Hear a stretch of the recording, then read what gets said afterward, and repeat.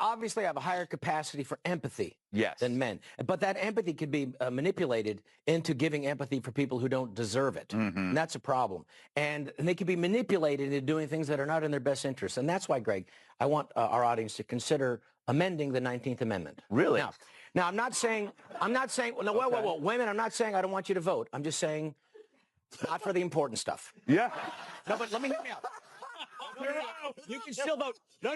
There's plenty of ladies. There's plenty of things for you to still vote for.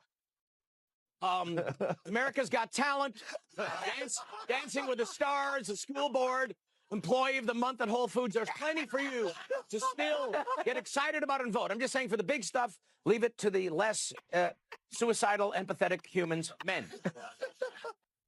You know, this is exactly why I have a soft spot and a certain love for comedians, because they are able to get away with saying things that the average person in America thinks, right? You know, the people at the top, where there is people who actually vote and people who actually understand politics and where this country is right now. Even though it's the greatest country in the world, it's still a shit show here in a clown world because we're so inclusive for everybody's feelings and we care about people's feelings instead of what's actually real. But if you actually look at it, you know, giving women the right to vote was where that all started.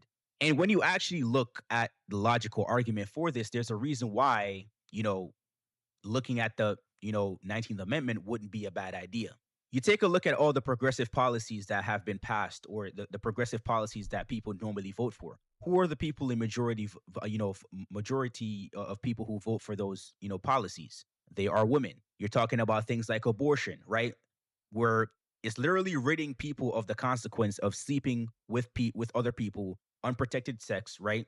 And now they have a baby in their stomach, and now they want to basically just murder that baby because they don't want to face the consequences of their actions. You take a look at something else like illegal immigration. Who are the people out there saying, oh, they're making the argument, the emotional argument of, you're ripping these families apart. You're sending these people back to the dungeon.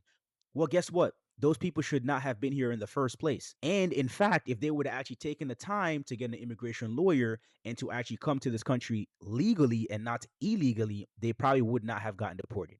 But like I said, feels instead of reals.